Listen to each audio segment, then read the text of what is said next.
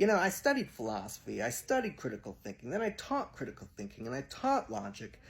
And the funny thing is, I started seeing the terms being used by trolls, of course. And I come to realize that the way most people are teaching critical thinking, it's all about making sure you're not taken in by something, right? Don't be taken in by something. Here are all the reasons not to believe what other people are saying. Don't fall into that, right? So I had to change the way I taught it, right? Because now I realize, obviously we need testimony from other people, right? So we need to engage with critical thinking in such a way that we understand when other people have something to offer us.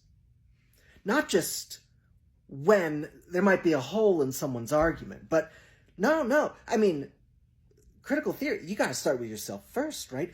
What are the necessary gaps in my perspective that I need other people's perspectives to complement? So, I mean,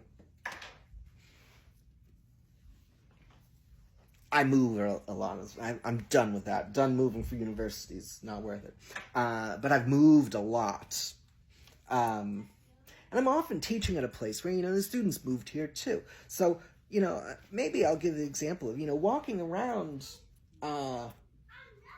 walking around this town, this predominantly white town as a white person, experiencing the town as a racist place, as a judgmental place, as an unwelcoming place, right, is not something that, even though here I am walking around this town, it's not something that's likely to be in my experience of the town I'm in.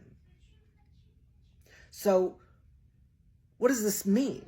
I mean, if we take this Hume argument about miracles, really about testimony, and we ask, well, look, none of my experience of this town, right? Because the miracles argument, remember, look, this testimony, someone's telling me of gold dust falling from someone's fingers. Well, none of my experience with people's fingers shows me that there's any possibility of gold dust coming from that, right? So I'm going to believe the testimony is false. Okay, but why can't I make that same argument saying, hey, look, none of my experience walking around this town tells me that this is a town of angry, fearful racists, judgmental people, hateful people.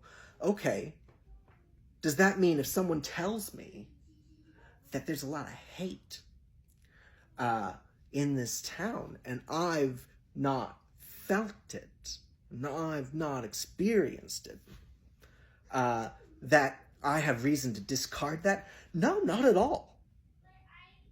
Because I understand the limits of my perspective, right?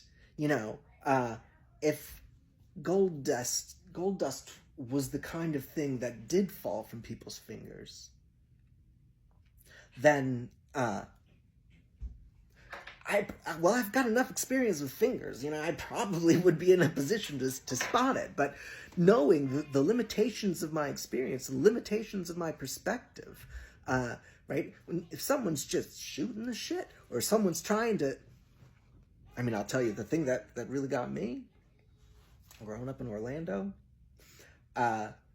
after the killing of Trayvon Martin, I remember seeing on the news, seeing LeVar Burton talking about his experience of training his children for interactions with police. It's the first I'd ever heard of this. How old would I have been then? I don't know, too old. It's definitely, the answer is too old. But, children we have patience with. Students we teach. Anyway.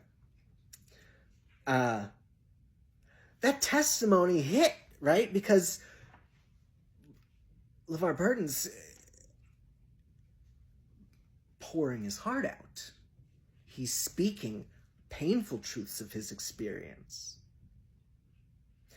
And painful truths of experience that I know I would not have, right? you know? If you've never walked on the moon and someone who's walked on the moon comes and tells you what it's like, you know, you listen. You listen. I mean, first, how many people walk on the moon, right? Could this be? Could this be? Is this... But if people have experiences that you don't have, you got no choice but to listen. The wondrous is really at the extreme, right? The miraculous for Hume. I like wondrous. It's really at an extreme. So next, let's talk about more limits of this argument.